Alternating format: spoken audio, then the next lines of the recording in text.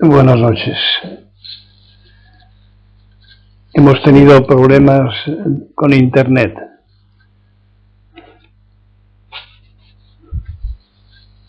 Gente. Sago, Isirio, Pietro, Ichiné, Dosin y Cuyo, Osin, Francisco, Cinku, Suso, Marisa, Sinkai, Sobo, Alex y Sosin. ¿Cuántos? 15. 5. El que está en Londres. Dime los 4 últimos.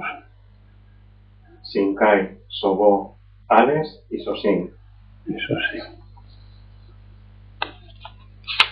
¿Marisa está? Sí. Bueno, pues vamos allá. Contradicción. Ejemplo de contradicción. Cuando tienes un problema por una persona muy allegada, uno llora y dice la gente, y se olvida de sí misma.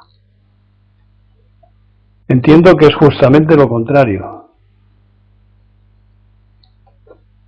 ¿Quién es el que tiene el problema? ¿Quién llora? Eso es no olvidarse de uno mismo, sino estar concentrado en el significado que para su ego tiene el problema. Unos lo llaman amor propio, otros orgullo, otros soberbia, otros resentimiento, otros impotencia. La causa es lo de menos, lo demás es la significación que tiene.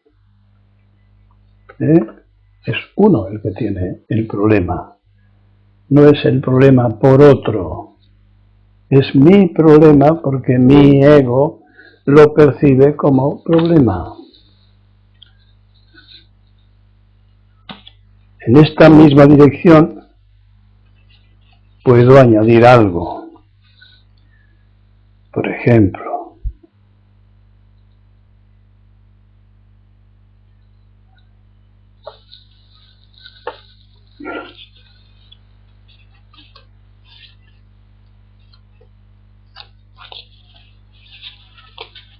otra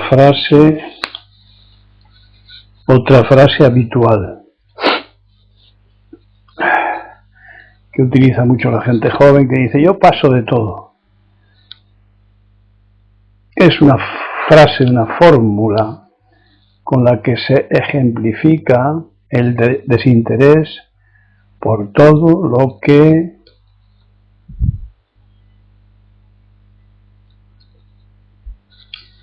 tenga que ver con esfuerzo. Podría afirmarse que todo el mundo pasa de todos y de todo, si tenemos en cuenta que todo sujeto es egocéntrico y pasa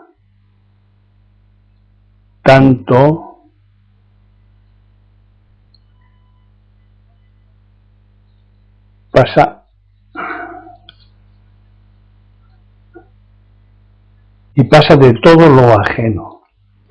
Es decir, somos ajenos a lo ajeno. Lo ajeno no nos llega como egos.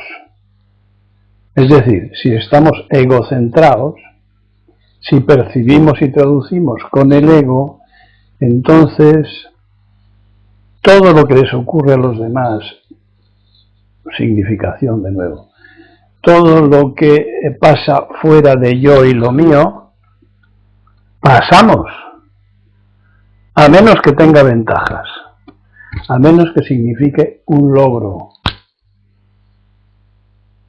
Pero, en ese caso, si no pasamos, es porque perseguimos el logro, el nuestro, el objetivo nuestro, no el del otro. Así que yo paso de todo, no. Mi ego pasa de todo. Mi ego pasa de todo. No está interesado por nada que no sea yo y lo mío. ¿Estamos de acuerdo? ¿Se entiende?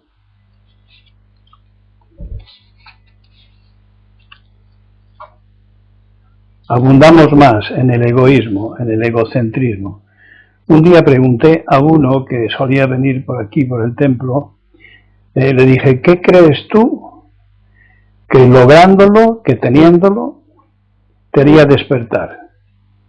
Y dijo, tu cabeza, por la mía. Y a este propósito le completaré con otro, un Goroku conocido, que se refiere a un amigo que se encontró con otro amigo que le había ido mal, que estaba en malas condiciones, empobrecido, y le ofreció ayuda. Entonces le dijo, ¿tú cómo crees que podría ayudarte? Y el miserable pues le pidió dinero, y el saludable tocó con el dedo una piedra y la convirtió en oro. Viendo que el amigo miserable no estaba satisfecho, tocó con el dedo una piedra mayor. Pero la expresión del miserable no cambiaba, por lo que le preguntó, ¿pero tú qué quieres? Y dijo el otro, tu dedo. Tu dedo.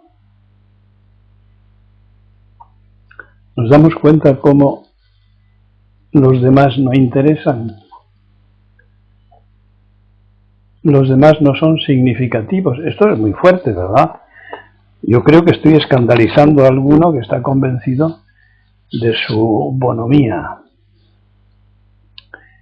Bueno, pues si el ego es un ego, no interesa más que si puede hacer negocio.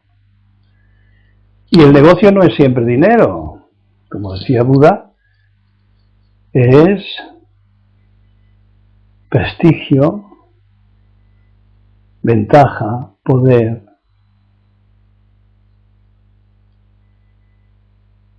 Y autosatisfacción. Es decir, cuando lo que más nos preocupa es cómo nos percibimos a nosotros mismos, nuestra autoimagen, nuestra propia imagen, entonces utilizamos todos los instrumentos posibles para subrayarla, para mejorarla.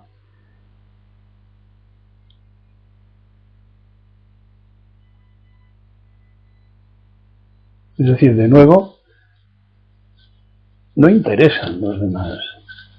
Son meros instrumentos de distintos tipos de logro.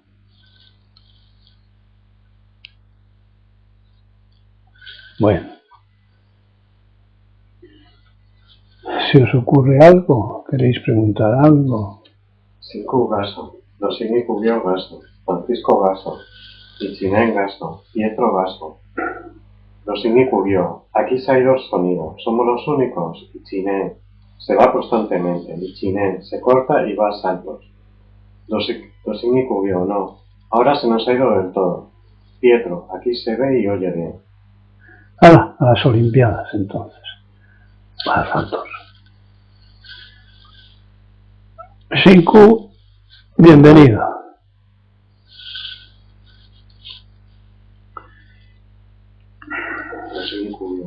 ¿Qué? Hemos salido y entrado y volvemos a oír.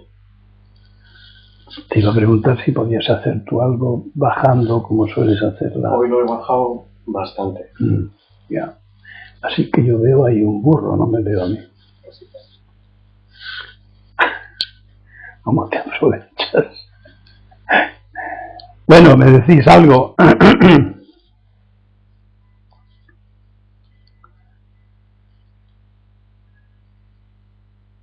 He hablado demasiado deprisa, no os habéis quedado con nada. Ángela, ¿está ahí?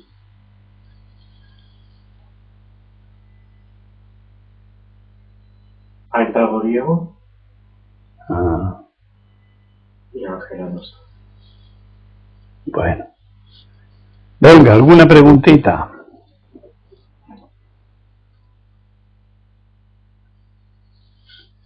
Pues entonces sigo.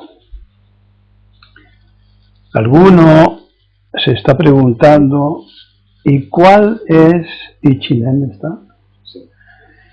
Alguno se está preguntando y me pregunta sobre cuáles son las nuevas normas para el practicante del budismo zen, que sustituyan el bien y el mal culturales, es decir, del robot. Entonces, en el supuesto de que estemos practicando adecuadamente, convencidos racional o intuitivamente de que es nuestro camino, la norma es, voy a hacer como en televisión, no voy a dar resultados hasta dentro de un poco, esperamos un poco, ansiedad, bueno, lo acertado, lo desacertado, el bien, el mal.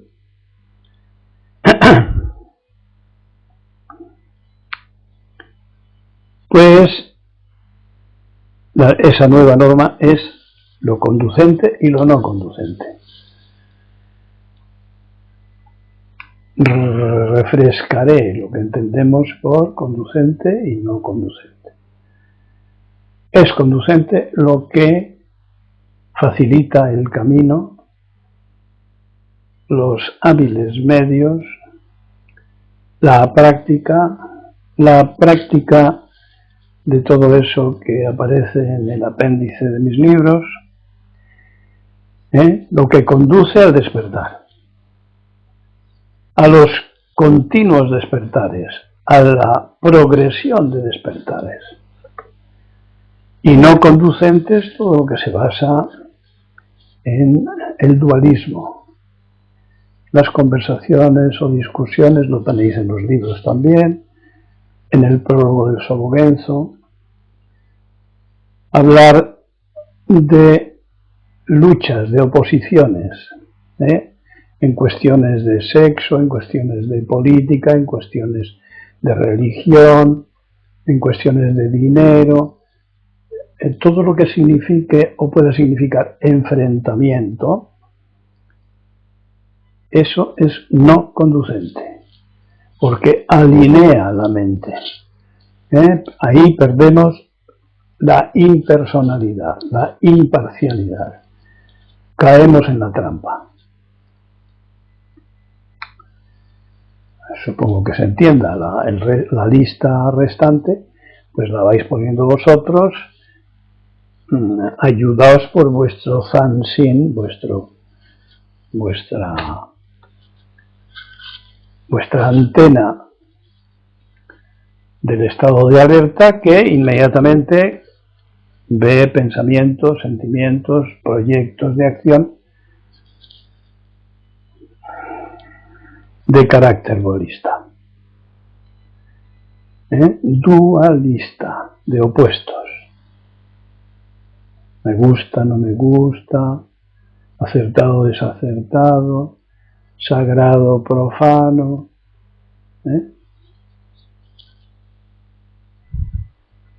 El sí y el no, todos los opuestos, arriba y abajo.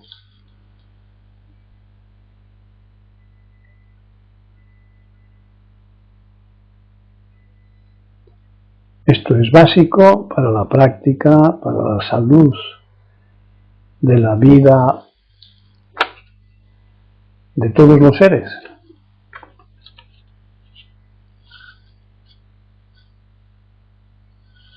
entre los que nos encontramos, claro es. ¿Alguna cosa? David entrado.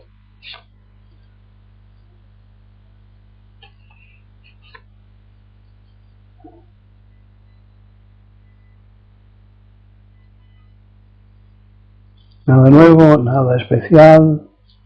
Ya sabéis, subid el nivel de conciencia. No digo que le elevéis, sino al contrario, como en el mar, subamos el nivel de conciencia soltando el corcho en el que hemos estado en profundidad, porque en profundidad no se puede pensar, solo se oye, ni siquiera se escucha, se oye. Entonces soltamos el corcho y el solito va a subir y ahora ya podemos pensar, porque estamos en la zona cortical del cerebro. Pensamientos. Aunque todo esté unido, pero tenemos que aprender a manejarlo. Entonces ya he dado mucha información sobre egocentrismo y con ejemplos de conducencia y no conducencia. Es decir, si queremos... ¿qué? David, Gaso no oigo nada al inicio, y Chinen, pero puede haber en la vida circunstancias en que la acción justa o conducente suponga un enfrentamiento, ¿no? Los enfrentamientos siempre están en el ego. Las contradicciones y los dualismos siempre están en el ego. Y Chinen. Si hay enfrentamiento, no hay vida. No hay vida, no hay vida real. Ya estamos en el terreno de la ilusión, de los deseos, del ego, de las pérdidas y las ganancias. El practicante del Zen vive para el Zen, es decir, vive para vivir. Ya sé que no he explicado nada, pero es que nada puedo explicar sobre lo que es la vida. Es seguir las enseñanzas de Buda, no las de nuestro ego ni otros egos.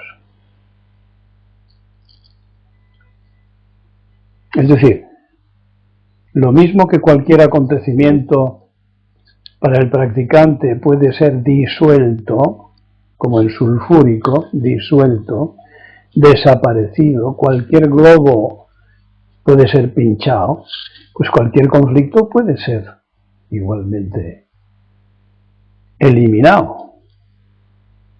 Si hay conflicto es porque hay oposición, resistencia, bandos, sí y no, lo quiero, no lo quiero, no me conviene, no me interesa, o lo contrario.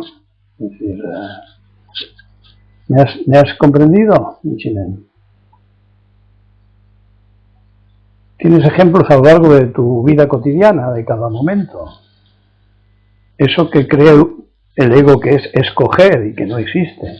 Todo lo que esté condicionado elimina toda clase de libertad.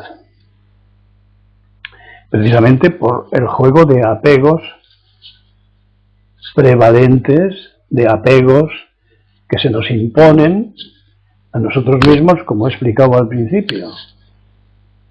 Eso no es real, todo eso son interpretaciones culturales, adquiridas.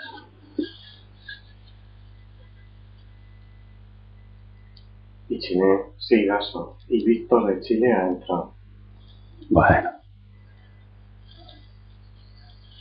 Y Chinen, dime algo de manera que yo comprenda que ese sí no sea que dices sí. Víctor de Chile, Gaso. Sea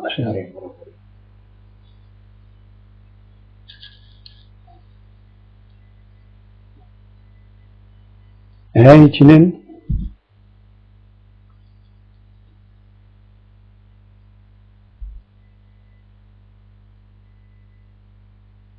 Bueno, ya se te ocurrirá. Más preguntas o más afirmaciones o más cosas.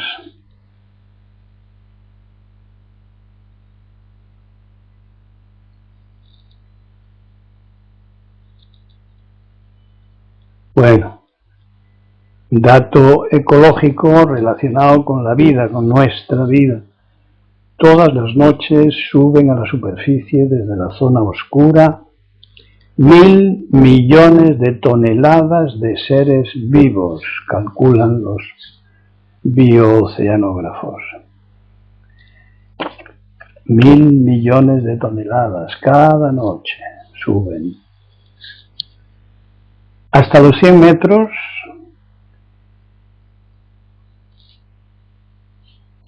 hay penetración de luz, por lo tanto hay plantas, pero a partir de los 100 metros las plantas desaparecen, ya no hay fotosíntesis, ya no hay energía. A enormes profundidades kilométricas, en oscuridad completa, la energía, fijémonos qué maravilla, se produce a partir del fósforo y el gas metano, resultado de las putrefacciones. Entonces las bacterias, ciertas bacterias, elaboran esos elementos y producen energía, incluso energía luminiscente. Una prueba más de la sabiduría de la vida.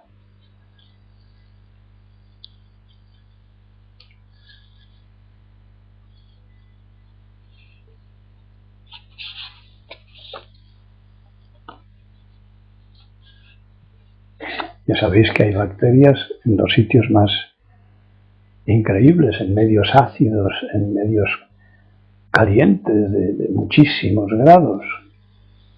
Es decir, la colonización de la biosfera en todas partes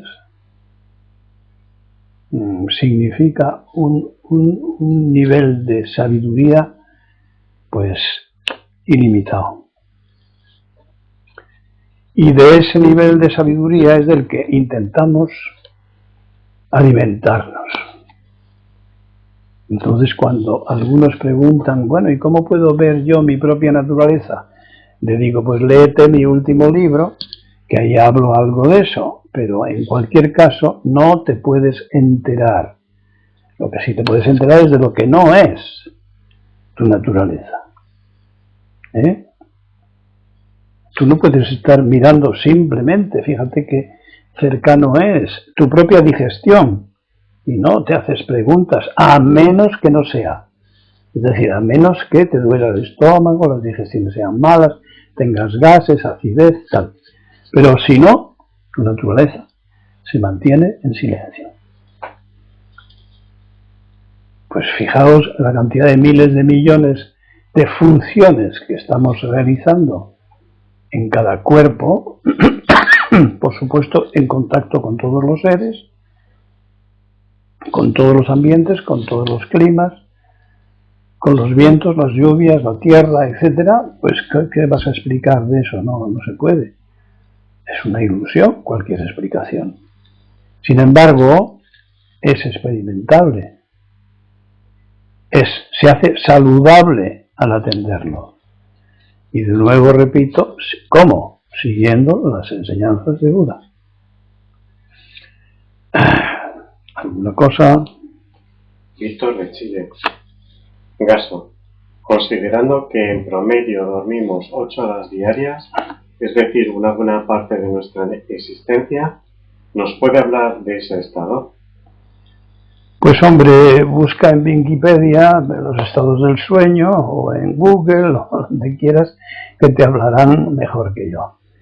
Pero en cualquier caso, el sueño no es una pérdida de tiempo ni ese tercio de vida que se nos escapa de las manos. Estamos viviendo mientras dormimos. Elaboramos, nos movemos, parpadeamos, proyectamos, actualizamos los ficheros mentales, las funciones orgánicas se alternan, es decir, hay un gran un gran gasto de energía. Fijaos que el cerebro gasta 1/5 parte de la energía total, de todo lo que comemos. El 20% se lo lleva el cerebro. Sobre todo en términos de glucosa, proteínas, aminoácidos, etc. Es decir, no miremos nunca el sueño como una pérdida de tiempo. Eso es una visión constructivista. Es como si dijeras, mientras tengo el coche en el garaje no me produce. ¿Cómo que no te produce? Pero si le estás reparando. Si no le reparas, no va a funcionar siempre. Pues las funciones de reparación son importantísimas durante el sueño. Y deberían serlo más durante la vigilia, durante el día. Es decir, deberíamos dedicar más tiempo a la salud del cuerpo y de la mente. A mí me parece que es lo más importante que podemos hacer. ¿Y cómo? Pues lo he dicho en mis libros, pero lo volveré a repetir en general, cuidando los vestidos, el descanso, evitando el estrés, los alimentos, haciendo ejercicio, respirando un buen aire, cambiándote del lugar donde vives si es que hace falta, tomarte en serio la vida, no los proyectos, que eso es completamente egótico. En resumen, aprendiendo a vivir. ¿Cómo se aprende a vivir? Pues dejando a un lado las ilusiones, al ego, etc. ¿Y cómo se aprende eso? Siguiendo las instrucciones de tu maestro y el camino de los Budas. Y poco a poco, y adelante, y la gota malaya, sin sacrificios, con esfuerzo, y así es como el cambio se va produciendo. Cambio físico-mental, que es lo mismo, físico-mental cósmico, que es lo mismo. Es decir, encontrando un lugar en el cosmos, no en la oficina, ni en el piso, ni en la escalera, ni en la avenida.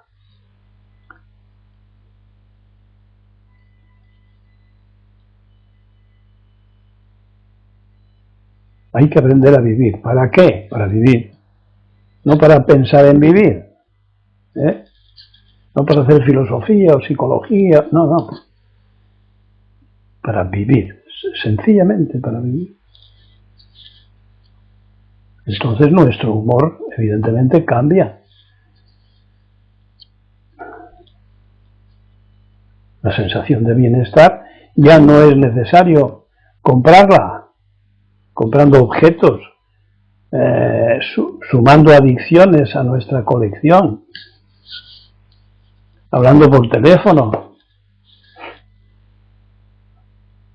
internet, haciendo compras, las fiestas, los viajes, todas esas cosas que también están en mis libros, pues pueden ayudar.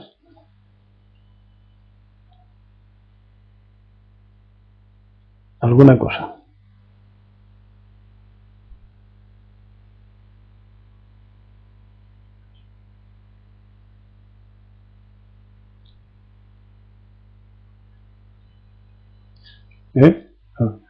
Lo que os digo, soltad el corcho de la profundidad y para arriba.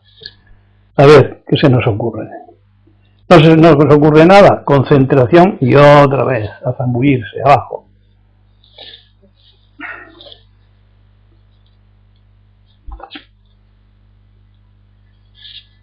Nada.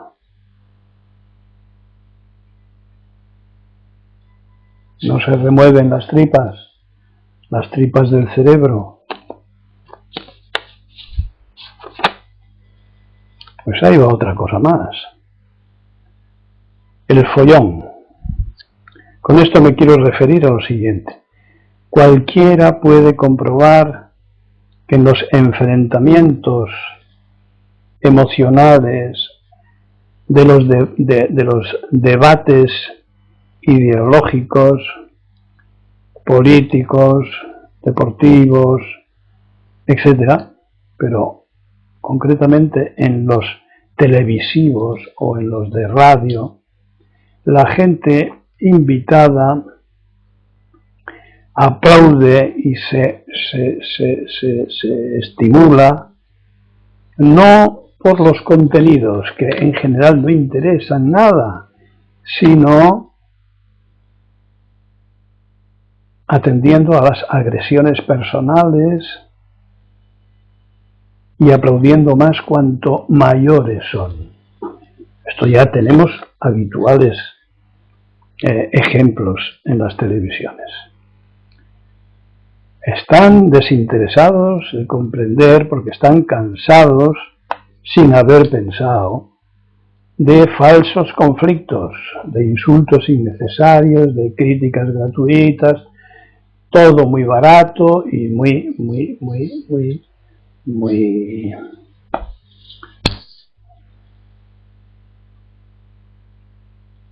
triste, diría yo. Y entonces se quedan con el personalismo del insulto, de la agresión. Y ese es el espectáculo que las televisiones conocen muy bien. Y por eso lo promueven. Promueven los escándalos, promueven los crímenes, los analizan al detalle, cuanta más sangre mejor, cuanto más terrible y cruel es un acontecimiento, más vueltas lo dan y lo repiten, etc. Entonces son nuestros educadores, los educadores de hoy.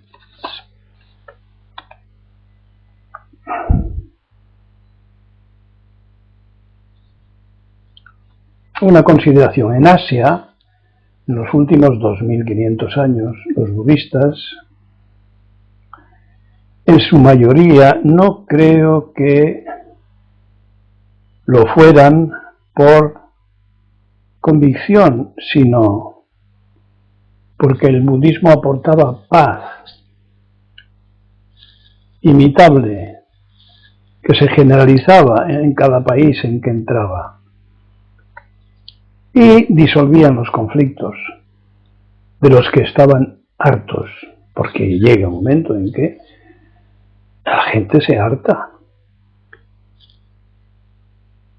de tanta barbaridad innecesaria, de tanto insulto.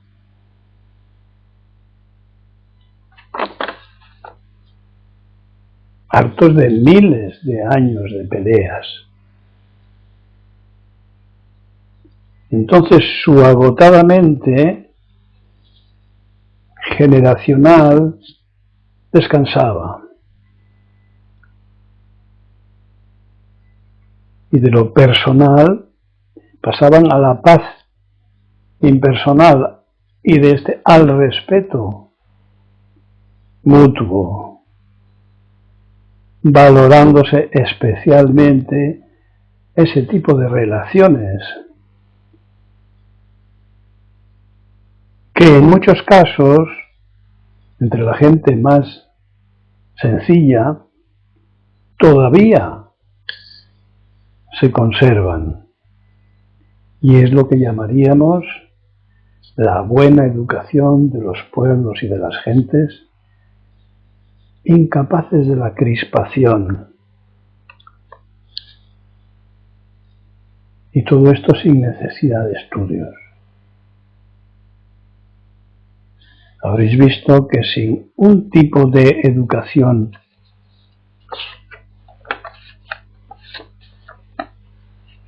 recibida al mismo tiempo que los estudios, la gente se convierte en ignorantes con títulos, en doblemente egoístas, pretenciosos, engreídos, prepotentes,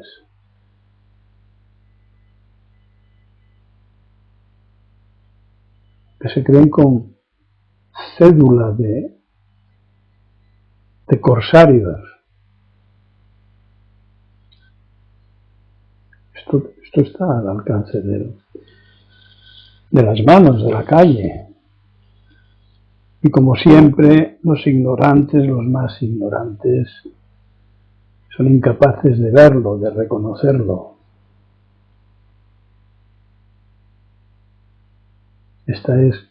Estaba siendo la evolución de los seres humanos que en estos días se demuestra una vez más en Copenhague la incapacidad para mirar en otras direcciones que no sean las ganancias.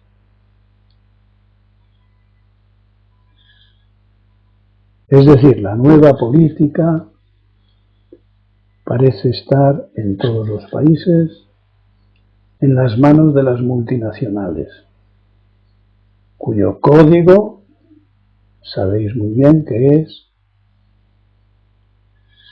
fijaos qué palabra, el rendimiento.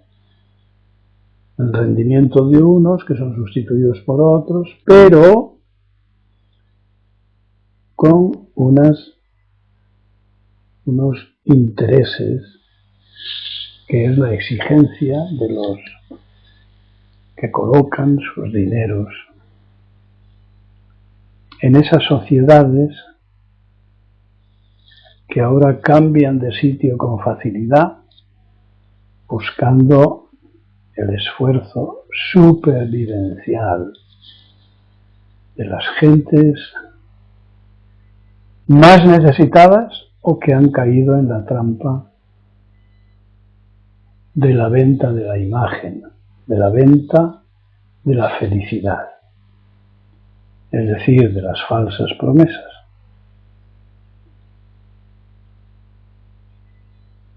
Los seres humanos, lo repito muchas veces, tenemos un cerebro sin criterio, un cerebro al que le sirve todo, todo lo recoge, se lo traga todo. Por eso le suelo llamar el basurero. ¿Por qué digo eso?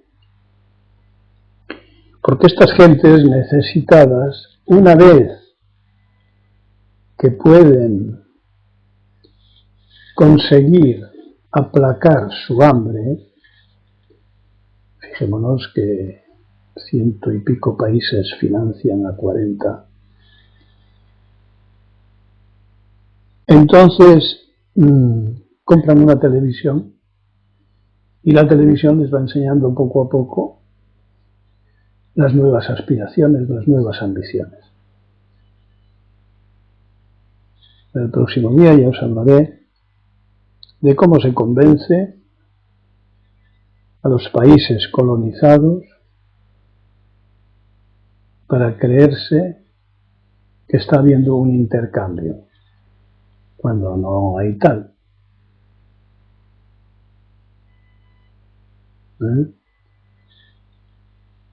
A esos países se les dice que el mestizaje beneficia a ambos. No, eso es folclore para turistas.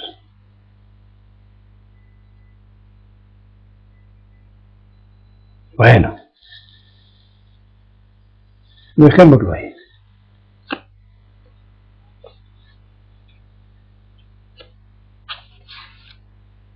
¿Hay alguna cosa?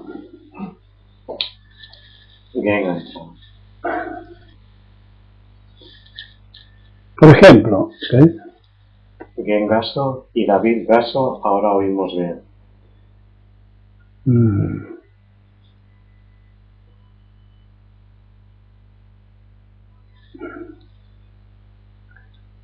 El budismo zen que no es religioso, hay otros budismos que sí son religiosos, con multitud de creencias. Pues en el budismo zen no se cree, siguiendo a Buda, en el alma en Dios alguno, en creación alguna, en vidas después de la muerte, en el culto a ninguna imagen, en el pecado, en la magia, en los milagros, en los sacrificios, en los rezos,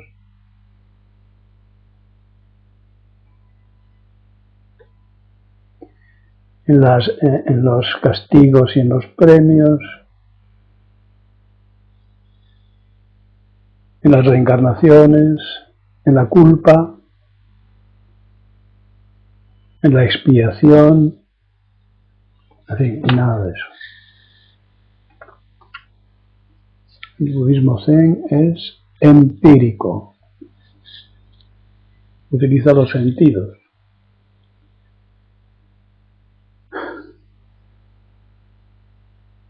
En una de las charlas comenté la dodecuple cadena del condicionamiento dependiente o de la causalidad que explica, que está en el apéndice, que explica la construcción del ego. Y lo expliqué más detalladamente y con más ejemplos que lo que ponen en el apéndice. Y yo sugeriría que os lo leyerais.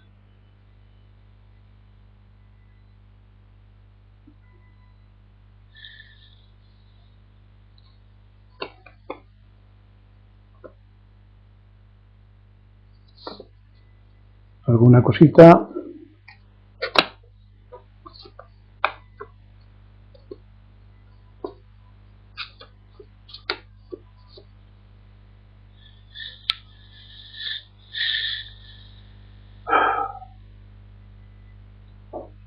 Y siguió. La charla de la que habla Daido es del 21 de septiembre. Sampai a todos los maestros Zen y su transmisión. Muy bien, gracias. A tu cita.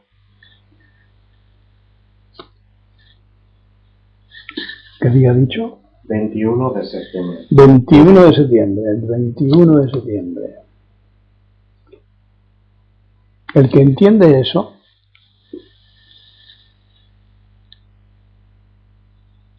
ya está haciendo un trabajo de desmoronamiento de su personaje particular y egocéntrico. Solo a entenderlo. No es que haya que quedarse ahí, después tienen que venir el resto de las prácticas. Pero eso es para gente inteligente, lista, racionalmente mediana. La inteligencia, ya sabéis que suelo decir que empieza cuando conectamos, cuando tenemos la experiencia de la totalidad de todos los seres. Algo impensable, pero sí experimentable. También se llama Satori, etc. Bueno, pues vamos con la última chuleta sobre la liberación. ¿A qué nos referimos? O la liberación empiezo otra vez. Nos referimos a la liberación de la mecánica del robot, del ego, del personaje.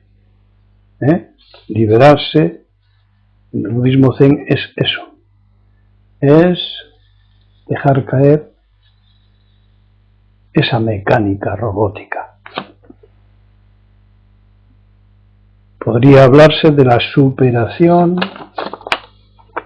del egocentrismo convencional, admitido y sostenido por todos los ciudadanos de esa cultura,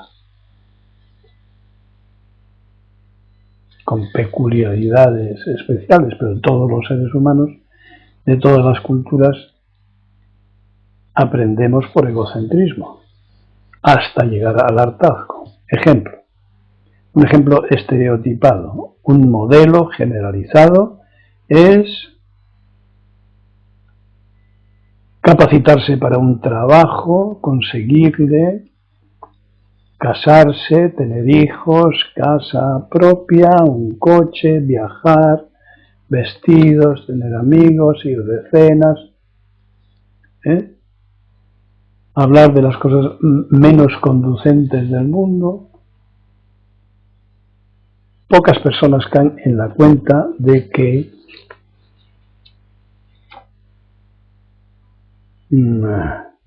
podrían haber hecho otras cosas, establecido otras relaciones con otros contenidos, que esas que hizo con precipitación, creyendo que eran las más apropiadas, pero descubriendo con el tiempo que no. Pero ya es tarde. Para la mayoría da miedo dar marcha atrás, liberarse de tanto compromiso o liberarse en parte, con lo cual aumentan los sufrimientos y las frustraciones. La clave de la liberación es la neutralización de los condicionamientos mecánicos innecesarios, porque hay aprendizajes útiles. Suelo decir, cuando practicamos el Zen no salimos por las ventanas, seguimos saliendo por las puertas. Es decir, se trata de distinguir entre lo útil y lo superfluo. Por eso tenemos que llegar a tal acumulación de sufrimientos que aceptemos que no sabemos vivir. Esta es la manera más corriente de evolucionar. Los que sí se abren lo suficiente como para cambiar, como para evolucionar, la vía del sufrimiento. Lo que Buda llamó las semillas del despertar. El que llega al hartazgo dispone de una buena tierra para que las enseñanzas de Buda germinen desde ese barro, siguiendo el símil de siglos y siglos del, ¿cómo se llama la planta esa?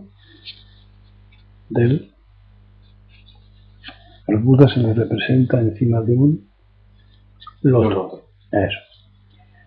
El loto nace, las raíces están en las aguas estancadas, detenidas, que es el agua podrida o casi podrida de las repeticiones, de los estancamientos, de las estereotipias,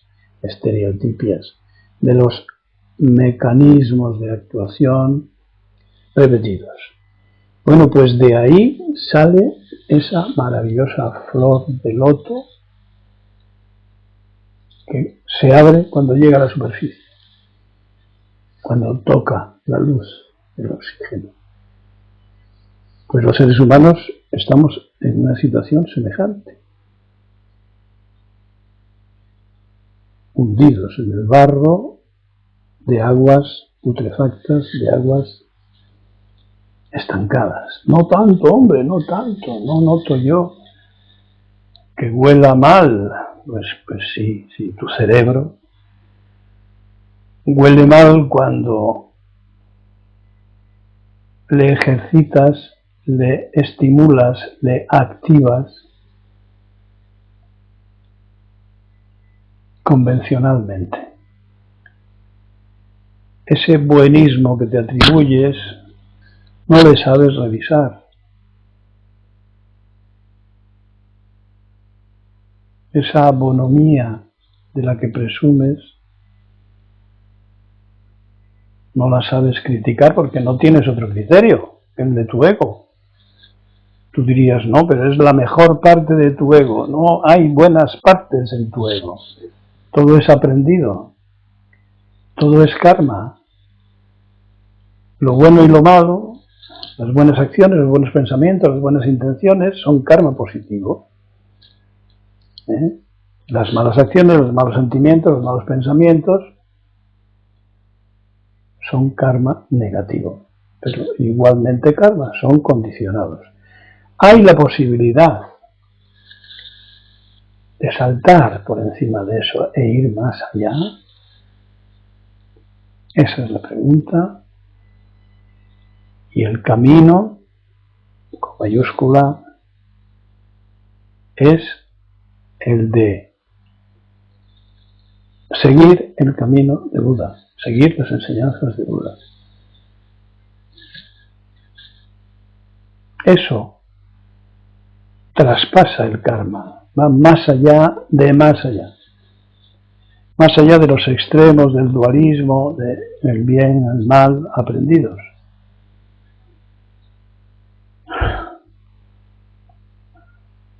Vuelvo a Copenhague. ¿Qué es el bien? ¿Qué es el mal? Para una conferencia de jefes de Estado que se resisten a cambiar sus repeticiones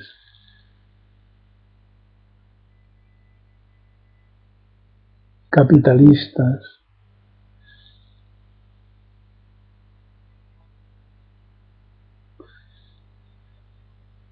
el olvido de los pueblos, el olvido del aire, del mar, de la tierra, incluso para sus propios descendientes.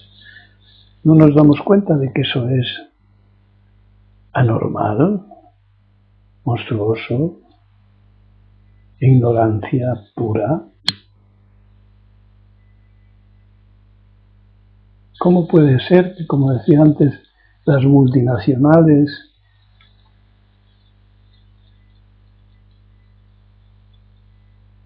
las centrales cámaras de comercio, los grandes bancos del empréstito internacional cierren los ojos? Si se van a acabar las ganancias, si ya ha ocurrido, o no estamos en una crisis. Las crisis son para eso, para cambiar. La ignorancia no les permite moverse. ¿Qué es ignorancia? La enajenación en el ego, la enajenación en la ganancia, la enajenación en la dependencia.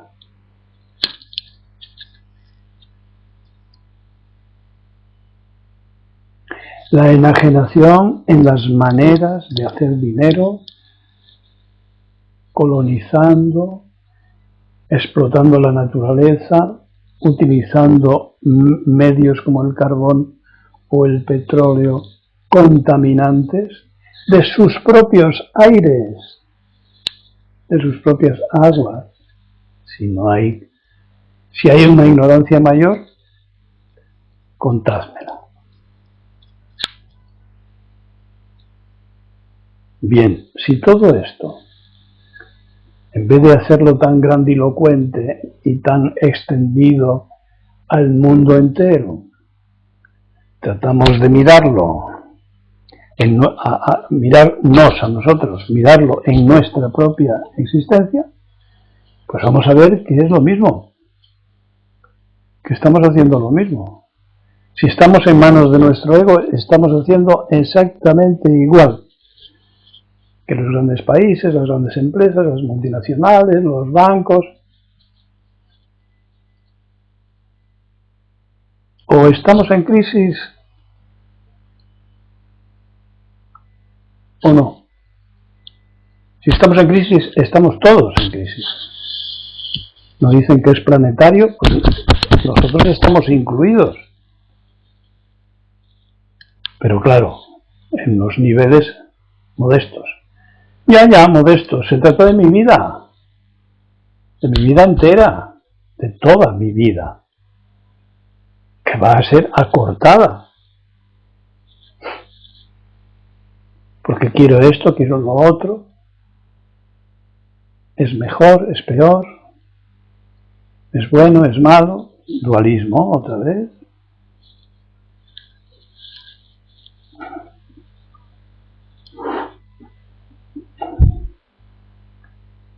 Bueno, merece reflexionarse el tema, creo, para los que no lo tienen claro. Y para los que lo tienen claro, pues remachan sus votos, remachan sus prácticas, remachan e insisten en tratar de mantenerse saludablemente lejanos. Ya sabemos que es imposible. Una lejanía manifiesta, pero lo posible.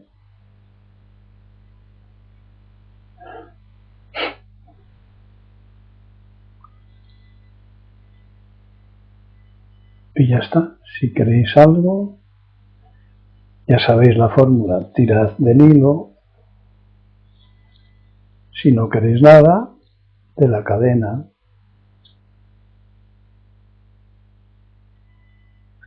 Francisco, creemos... ¿Quiénes sois? No lo sé. Dime, Francisco. Creemos saber vivir en nuestro intelecto hasta que la vida nos pone a prueba en la realidad. Claro, pues eso es ignorancia. Ahora lo importante es, ¿y ahora qué?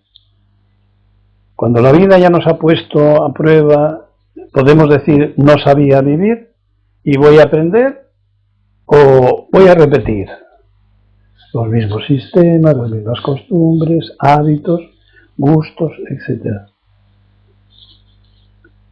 ¿Qué vamos a hacer?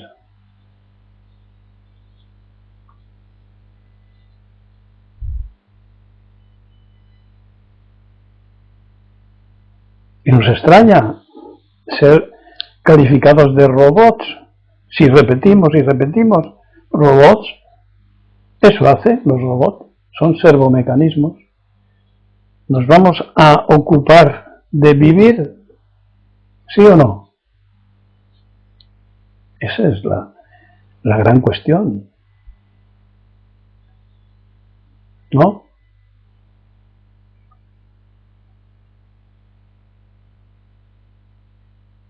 Francisco, en ocasiones te quedas sin saber qué hacer. Sí, en esas ocasiones practica. 5. Gaso. Uno tiene que ser sincero y estando en el ego, pura artificialidad imposible. Claro, pero ¿cuánta gente se atreve a ser sincera? Porque desde el ego, para ser sinceros, tenemos que tener muy clara cuál es la consecuencia de ocuparnos de aprender a vivir. Como me han dicho muchas veces, ¿y si no me gusta quién soy? ¿Y si me equivoco? ¿Y si tiro por otro lado? ¿Y si este no es el camino adecuado? Oye, hay riesgos a la hora de vivir, ¿eh? ¿Los asumes o no? ¿Qué quieres? ¿Garantías? Esto no es una letra de cambio, no es un préstamo bancario. Por eso digo que seguir con las costumbres, pues hay que variar algo. Si tú vas a otro país y tienes que comer lo que te den, vas a tener pocas oportunidades de escoger. Espera 2 o 3 días y verás como tus gustos se convierten en nada y comes lo que te echen. Entonces es cuestión de hambre, ¿no? De llegar a esos límites. El que llega a esos límites vence con cierta facilidad lo que decía Rinzai, ¿recuerdas? ¿No? El camino no es fácil ni difícil. Lo difícil es prescindir de las preferencias. Eso es, verás como a los 3 días ya no hay preferencias, ya te comes lo que te pongan en el cuenco. Así que los que dudáis, esperad un poco, sufrid un poco más frustración, un poco más de estrés, que el cuerpo vaya diciendo con sus enfermedades, socorro, socorro. Aún así hay mucha gente que no reacciona. Pero a comprobar quiénes somos, o de los que reaccionamos o de los que no reaccionamos. ¿No? Si alguno conoce alguna otra oportunidad, que la cuente.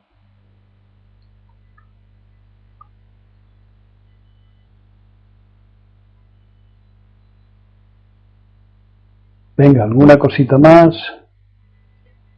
Francisco... No, Francisco, dice... deja un poco de sitio a los demás. Llegar y hablar, eso es lo fácil. Es un poco más difícil llegar y no hablar, escuchar. El camino empieza por ahí. ¿Alguien tiene algo que decir? ¿Hay un alguien por ahí con algo que decir, útil, algo que decir, algo para decir? Esto. ¿Tú mismo? Quería decir algo. Venga, dilo. Bien. El practicante de Zen, que se compromete con causas de medio ambiente o otras cosas, eso es egótico. Puede serlo y puede no serlo. ¿Cuándo lo es? Cuando le dificulta su camino de despertar. Si no le dificulta, está en lo mismo, ¿no? Si no hay diferencia, es que está practicando con sus aficiones, sus inclinaciones ecologistas. Por ejemplo, 700.000 entre perros y gatos recogidos este año en las calles de la culta España. 700.000, señoras y señores. 700.000. Pero claro, no sienten, no son seres vivos, no importan. 400 recogidos, la mayoría por extranjeros. ¿Qué ocurre? Ahora lo de los toros. Pero es posible que se escuchen las cosas que se escuchan por parte de estos cerebros convencionales que defienden sus posiciones personales.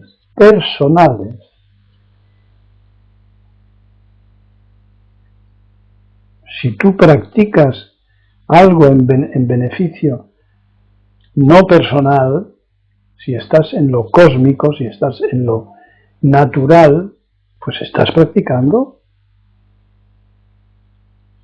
¿no?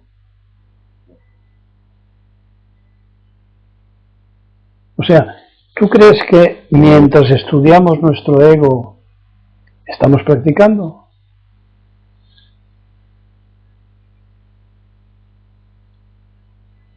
Al principio sí. ¿Cómo al principio? ¿Y a la mitad?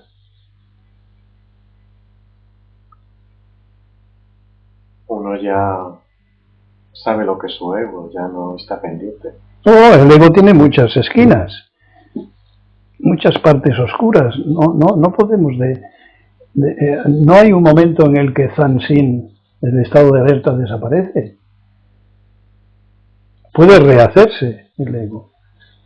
La iluminación, la lucidez no es definitiva. Por eso hay que practicar la vida durante toda la vida.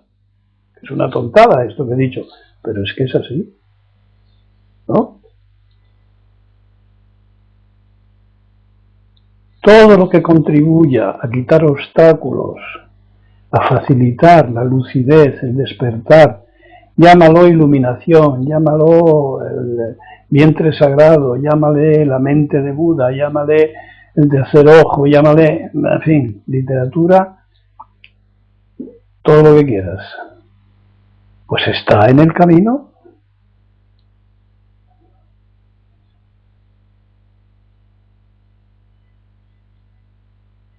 Obviously, diría el amigo Shinku. ¿Verdad?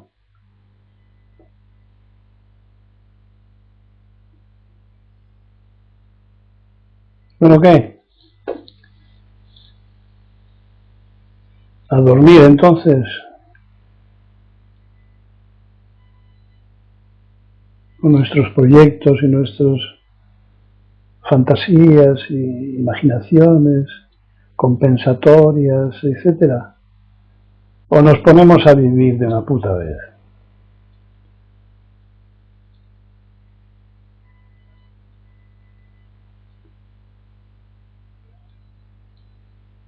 ¿Acaso nos merecemos los sufrimientos, nuestros sufrimientos? ¿Nos los merecemos?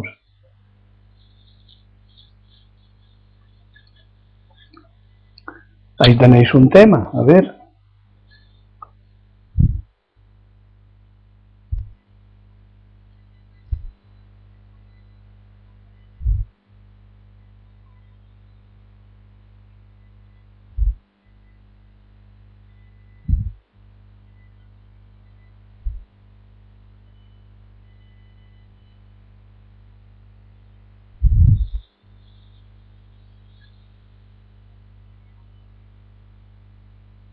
Cinco, Sampai Gayo.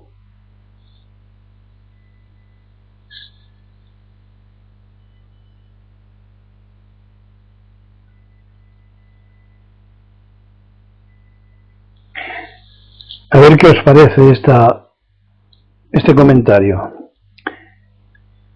La naturaleza, nuestra propia naturaleza, es tan sabia que nos permite construir un ego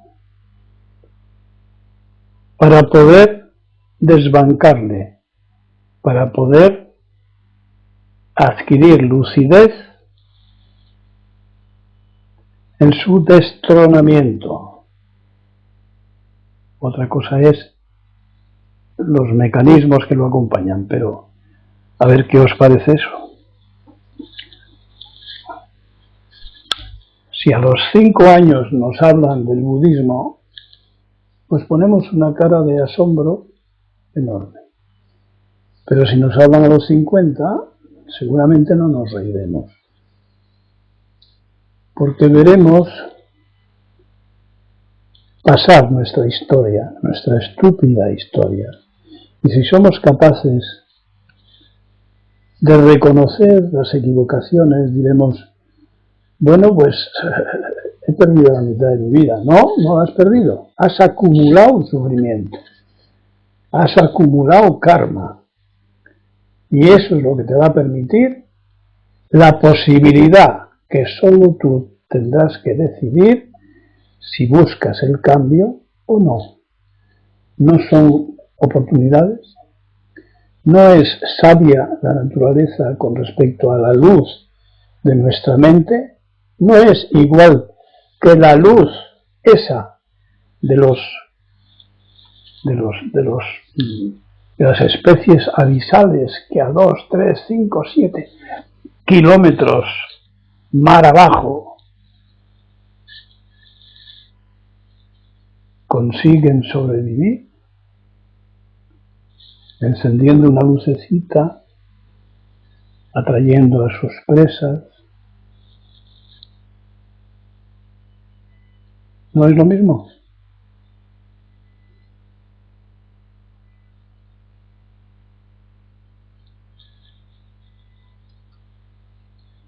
Si no confiamos en la sabiduría de nuestra naturaleza, fijaros que un día fuimos bacterias, señores, como esas bacterias que están ahí elaborando el fósforo y el metano. Somos el sueño de una bacteria. No, sueño, lo retiro, me huele muy mal.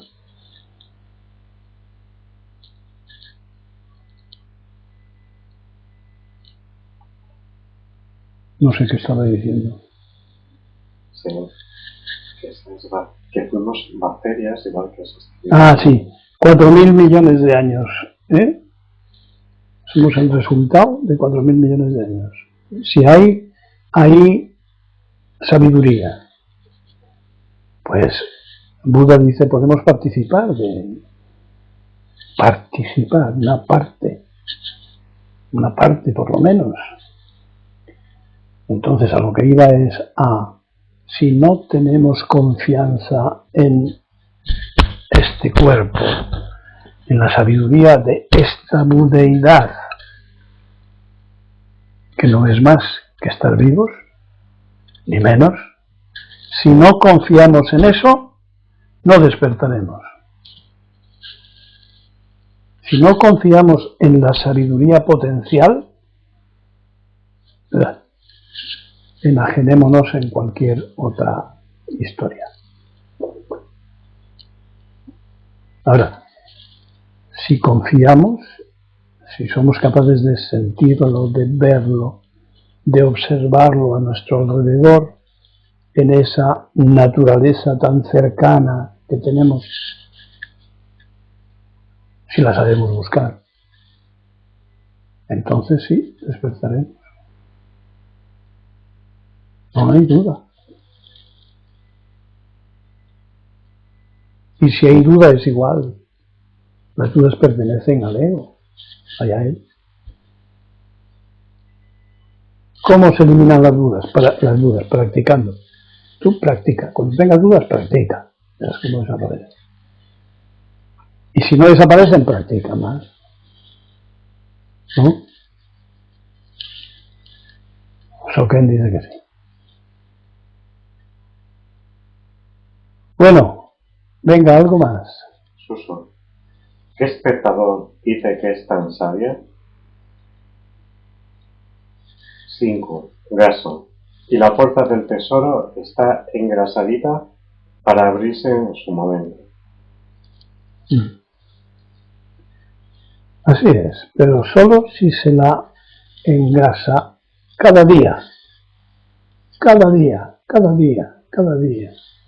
varias veces al día, hasta que nos convirtamos en grasa, en puerta, y hasta que todo sea uno. Cuando todo sea uno, pues ya respondo a Suso, ¿dónde está la diferencia?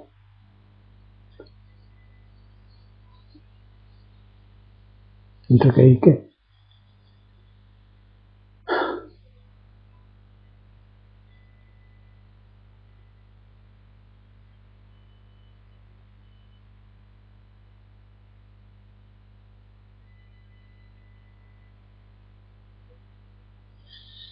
No hay más. Bueno, señoras y señores, ya nos veremos el próximo lunes.